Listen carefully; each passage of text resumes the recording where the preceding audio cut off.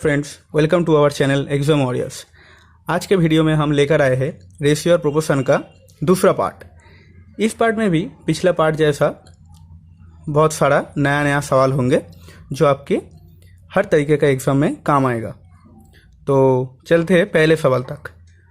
तो देखिए दोस्तों, इधर दिया गया सवाल में बोला गया कि the third proportion of 12 and 18 is, मतलब हम लोगों को थर्ड प्रोपोर्शन मतलब तीसरा समानुपात कितना होगा ये निकालना पड़ेगा। इसके लिए हम आपको एक फॉर्मूला देंगे जिसका B square is equal to A C. ये फार्मूला आप याद रखिए, ये फार्मूला आप याद रख ले। तो ये जो फार्मूला है इसका जो मीनिंग है वो है कि बीच में दिया गया वैल्यू उसका स्क्वायर होगा पहला वैल्यू और तीसरा वैल्यू का मल्टीपल। तो जैसे कि इधर है 12 पहला नंबर, 18 दूसरा नंबर। तो इधर हम क्या करेंगे, इधर जो करेंगे ये 18 का स्क्वायर इज इक्वल टू ये 12 इधर लिख लेंगे और फिर सी लिख लेते हैं। तो सी का वैल्यू कितना आ जाएगा, सी का वैल्यू आ जाएगा ये 18 दो बार गुना और ये 12 नीचे। आप इसको 6 से 6 दूनी 12, 6 3 18 और 2 निम्मा 18, तो 9 3 27। तो ऑप्शन सी हो गया इसका पहला आंसर। तो ये सवाल 5 सेकंड का सवाल था। चलिए अगले सवाल तक चलते हैं। दोस्तों, ऐसा सवाल बहुत ही इंपॉर्टेंट है। ये सवाल में क्या बोला है कि x अनुपात y 3 अनुपात 2 और आपको निकालना होगा ये 2x square plus 3y square अनुपात 3x square minus 2y square. ऐसे सवाल में आपको तो कुछ ही नहीं करना है। ये जो x और y का जो वैल्यू है 3 अनुपात 2, ये वैल्यू को इधर सिर्फ पुट कर देना है। जैसे कि ये है x 2x square plus 3y square. हम तो पहले क्या एक काम करते हैं कि इसको ऐसे लिख लेते हैं 2x square plus 3y square divided by 3x square minus 2y square. तो आपको अब क्या करना पड़ेगा कि ये जो x है, x का वैल्यू क्या है 3 और x का स्क्वायर 3 तिया 9, तो इधर होगा 9 और 9 दूनी 18 प्लस ये 2 दूनी 4 तिया 12 डिवाइडेड बाई ये 3 का स्क्वायर 9 और 3 निम्मा 27 माइनस और 2 का स्क्वायर 4, 4 दूनी 8। तो दोस्तों ये 18 प्लस 12 हो जाएगा 30। थोड़ा सा गलती हो गया था इधर, तो हम इधर कर लेते हैं, होगा 30 और ये डिवाइडेड बाई 27 माइनस 8 हो जाएगा आपका 19।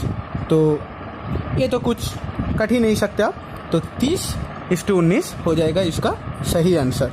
ठीक है दोस्तों, चलिए चलते हैं अगले सवाल में। ये जो सवाल है, इस सवाल में क्या बोला, the ratio of sum of two numbers and their difference is 5:1। The ratio of the greater number to the smaller number is, मतलब दो संख्याओं है जिसका अंतर और सम का अनुपात जो है वो दिया है।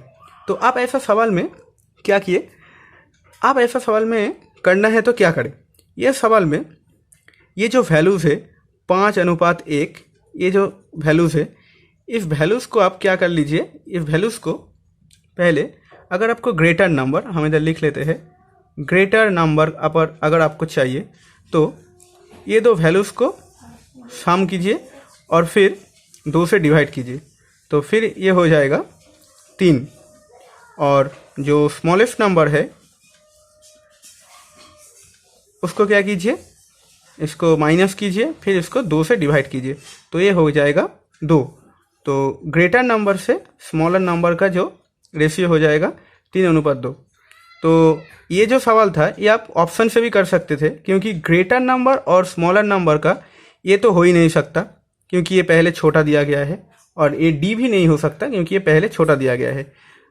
तो बी और सी में से अगर आप एक को चुन सकते थे, लेकिन ये था डिटेल मेथड जिसमें आपको 3:2 आ गया ये सवाल का आंसर। दोस्तों, ये जो सवाल है ये रेशियो प्रोपोर्शन का एक बहुत ही इंपॉर्टेंट सवाल है। क्या दिया है, the ratio of present age of father and his son is 10:3 after 3 years the ratio will be 3:1। तो प्रेजेंट एज का रेशियो हम इधर लिख लेते हैं। प्रेजेंट एज का रेशियो क्या है? 10:3। लेकिन 3 साल बाद आफ्टर 3 years ऐसे हम लिख लेते हैं। तो 3 साल बाद क्या हुआ? 3:1। एक बात ये चीज़ दोस्तों हम आपको समझना चाहते हैं कि ये जो गैप है ना, एज जो गैप है, एक कितना है? ये जो एज गैप है दोस्तों, ये एज गैप है आपका 7। एज गैप है कितना? 7। और इधर एज गैप है 2। ये जो एज गैप है ना, पिता और पुत्र का जो एज गैप है, ये एज गैप कभी भी अलग नहीं हो सकता। आज भी जितना रहेगा 10 साल बाद 20 साल बाद वही रहेगा, और 10 साल पहले भी वही रह चुका है। तो आपको क्या करना पड़ेगा? ये जो गैप है ना 7 और 2 को आपको इक्वल करना पड़ेगा। तो इक्वल बनाने के लिए आप क्या करें? ये 7 और 2 का एलसीएम ले ले। तो 7 और 2 का एलसीएम कितना होता है? 14 होता है एलसीएम। तो इधर है 7, तो इसको 14 गैप में बनाने के लिए आपको क्या करना पड़ेगा? 7 दूनी 14, तो 2 से गुना करना पड़ेगा। तो 2 से गुना करना पड़ेगा आपको। तो ये क्या करना पड़ेगा? इधर हम लिख लेते हैं 7 2 से गुना करने से 10 दूनी 20 और 3 दूनी 6। ये हो जाएगा आपका एज का रेशियो। अब इसको 2 से 2 जब तक है तो इसलिए 7 से आपको गुना करना पड़ेगा। तो 7 या 21 और 7 एकम 7। अब देखिए ये जो गैप है ये 2 ही 14 आ गया, तो एज गैप आपका इक्वल आ गया। तो ये हम कह सकते हैं ये है प्रेजेंट एज और ये है आपका 3 साल बाद एज। लेकिन अब ये देखिए ये दिए गए जो रेशियो में, ये जो दिए गए रेशियो में आपका एज सिर्फ 1 ईयर ही इंक्रीज हुआ है। लेकिन ये सवाल क्या बोला कि ये 3 साल बाद, तो हम ऐसा लिख सकते हैं 1 यूनिट मतलब 3 साल। तो एक्चुअल में क्या है? 20।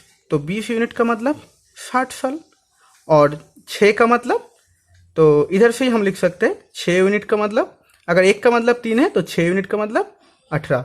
तो आपका ये जो प्रेजेंट एजेस का जो अनुपात है वो आ जाएगा ये 60 और 18। तो ये हो गया आपका ये सवाल का सबसे आसान तरीका। ये है बेस्ट तरीका ये सवाल को करने का। तो दोस्तों आज का वीडियो हम यहीं तक रोक रहे हैं। ये सवाल बहुत ही इम्पोर्टेंट सवाल था, आज का जो सवाल था। तो अगर हमारा वीडियो आपको अच्छा लगे तो लाइक करना और वीडियो को शेयर कर देना। अगर आप हमारे चैनल में नए हैं तो सब्सक्राइब करना और बेल आइकन को ज़रूर प्रेस करना, जैसे कि हम अगर नए वीडियो डालें तो आपके पास सबसे पहले पहुंच जाए। तब तक के लिए दोस्तों गुड बाय।